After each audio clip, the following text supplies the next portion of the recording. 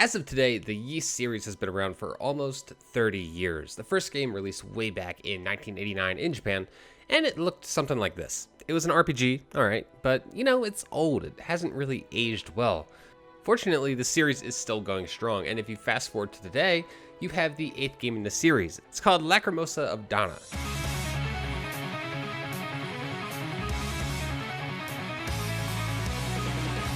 Full disclosure, I have never played a Ys game before. This is my first real experience with the series, and I'm also aware that it released on the PC and PS4 a while back.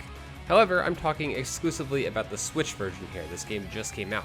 But my god, this game is awesome. Don't get me wrong, it's corny, it's cheesy, it's super anime, if you know what I mean.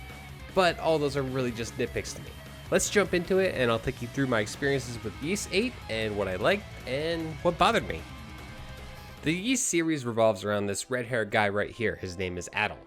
To sum up the first hour or so, Adol and his buddy Dogi, yeah, the names in this are kind of weird, but they're on a ship and they're acting as security. So, you know, they're walking around, they're investigating, make sure everything is going smoothly. And, you know, everybody's enjoying themselves. There's this nice dinner party, but come on, you know something's going to happen. You know this can't last. And lo and behold, a Kraken attacks and destroys the entire ship. From here, Adol wakes up on a deserted island and meets up with the survivors to build a base camp for protection. From there, you're exploring this island and, you know, trying to figure a way off of the island while doing favors for your stranded shipmates. You'll come across all manner of people and creatures on this strange island, but let's be honest, the ultimate goal here is to escape.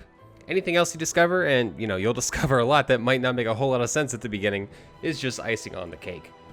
Now that might have sounded basic, and to a point it is, but trust me, that's just the beginning. The thing that I really love about the story in Ys 8 is just how personable and varied the characters are.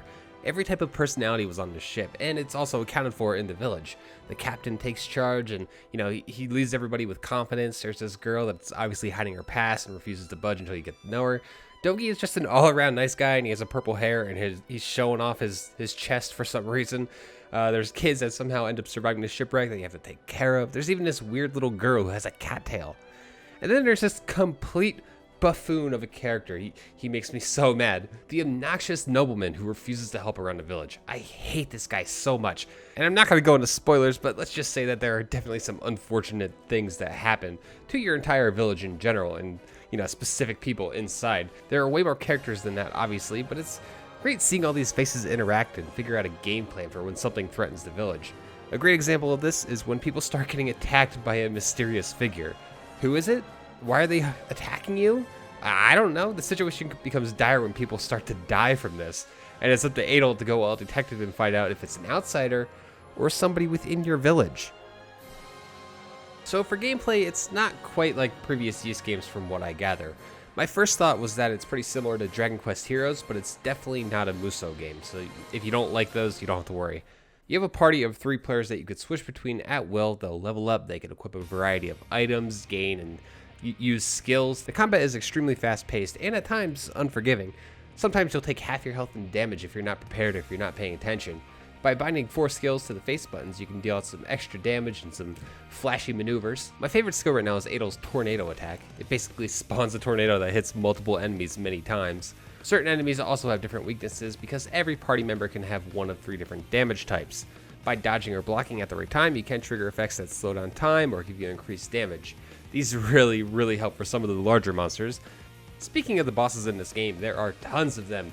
Just within the first few hours, you'll fight a giant dinosaur, you'll fight the weeping willow tree from Kirby, a hippo, a chameleon, way more. It's awesome how varied the bosses and even the basic enemies are. And this sort of leads me into my next point. I feel like half this game is all about exploration. The island is large, and although it's fairly linear, there are a lot of secrets hidden around. For example, you might find a cliff that has vines on it, but you won't have the climbing gloves yet, so you'll have to put that in the back of your mind and come back later. Or you might find an unassuming cave that has exclusive enemies inside. And of course, these enemies might have a high chance to drop a certain item that you'll need for a specific side quest. Or there might be a secluded beach with a rare fishing spot. Yes, there's fishing too. There are so many side activities in this game. There's even a blacksmith where you can craft and upgrade equipment with specific enemy drops. Does that sound familiar? There's also a minigame that pops up every once in a while where you have to defend the town from waves of enemies.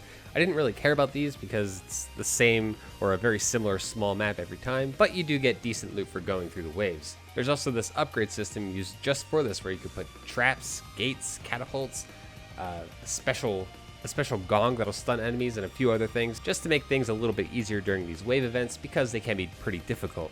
Of course, the Switch is not nearly as powerful as a PS4 or even a low-end PC, but I'm happy to say that this is a decent port, all things considered. If you play the game docked, I'm not going to say it looks good. Quite the contrary, it looks pretty horrendous at times, specifically the areas with lots of grass. They're kind of eye-straining. But since the game is so fast-paced, I don't really consider it a huge deal.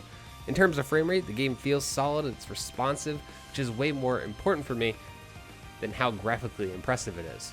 If you play it in handheld mode, I feel like it looks just a smidge better because of the lower resolution screen. I actually played a large portion of this game in handheld mode since I was traveling the past few weeks, and that's why some of these clips used in this video look a little strange. They're taken straight from the video clip feature on the Switch, and the compression's a little wonky. Another thing that you might want to be aware of, there's no Japanese voices available at the moment. It's only English voice acting, which isn't bad per se, but some people might prefer Japanese vocals with subtitles. I don't really have any major complaints about Ys VIII. The game is just astoundingly fun to play and explore. I love the variety of enemies and environments that you go through, and the island story and characters were intriguing enough to keep me entertained.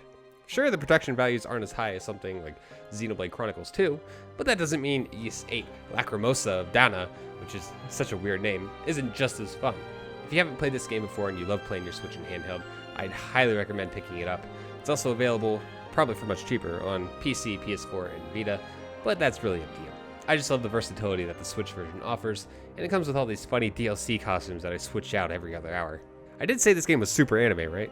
But yeah, I'd say go ahead and give this a try. It's definitely a solid 8.5 or 9 out of 10, in my opinion.